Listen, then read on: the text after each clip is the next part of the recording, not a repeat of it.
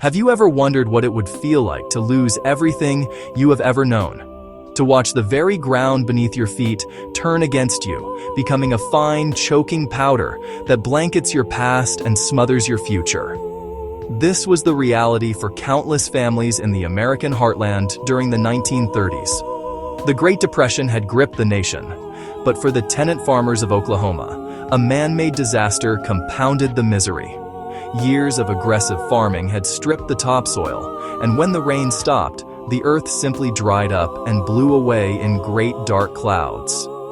This was the Dust Bowl, a desolate landscape of failure and foreclosure, where hope itself seemed to wither on the vine.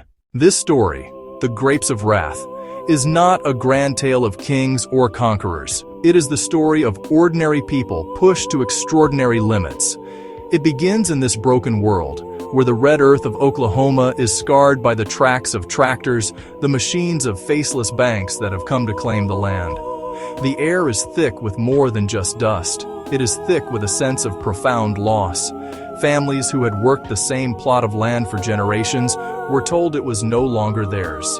They were forced from their homes, their memories bulldozed along with their shacks, becoming ghosts on their own land before they even had a chance to leave.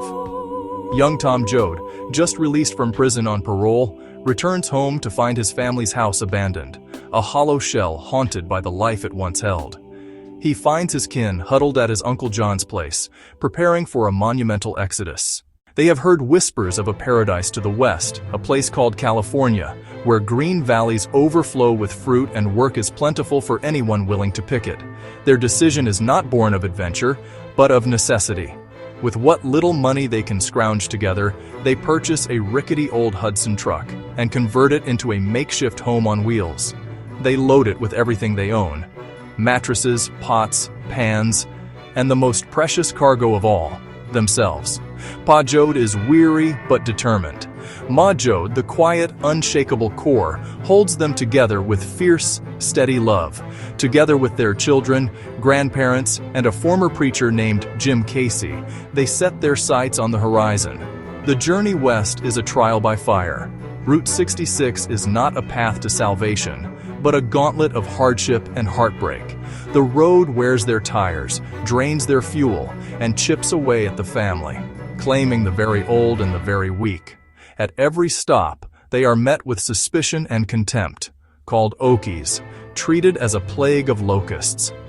Yet a code of conduct emerges in the camps, sharing food, stories, and rest. Like a persistent turtle crossing the road, they must keep moving forward. Upon crossing the mountains and descending into the lush, green valleys of California, the Joads are met with breathtaking beauty. But the visual paradise reveals its rotten core. The beauty is a facade, abundance not meant for them. Massive corporations and wealthy landowners see migrants as a resource to exploit, driving wages to starvation levels. The Joads are forced into squalid Hoovervilles, filth, hunger, disease, far from the little white house they dreamed of. Oppression takes shape in cruel bosses, armed guards, and suspicious deputies eager to crush unrest. Workers who organize are branded agitators. Small attempts at unity meet intimidation and violence. Jim Casey finds a new calling, speaking of acting as one body, one soul. During a strike, deputies corner Casey and kill him for demanding a fair wage. Tom witnesses the murder and, in a rage, retaliates, then must hide, a branded fugitive. Wherever there's a fight so hungry people can eat, I'll be there. He becomes a symbol of a growing spirit of resistance. As the world outside turns increasingly hostile, the Joad family turns inward, relying on their bonds as their last defense. At the center stands Ma Joad, the anchor, the quiet, formidable matriarch who refuses to let the family disintegrate. Narrator: "All we got is the family," she declares, a mantra for survival that begins to embrace everyone's suffering. Ma Joad: "All we got is the family." From roadside sharing to the dignity of Weed Patch, the Joads glimpse what is possible when people govern themselves and help one another. Even as bodies drift apart, the spiritual core endures in Ma's resolve and the lessons her children have learned. Relentless winter rains flood the land, washing away work and hope. In a dry barn, the Joads find a boy and his father, a man starving after giving his food to his son. Rose of Sharon, her own child lost, still carries a life-giving strength with no life to give it to. In a quiet, reverent moment, she performs an act of profound, selfless humanity, offering nourishment to save a stranger. In the face of systemic cruelty and personal tragedy, compassion endures.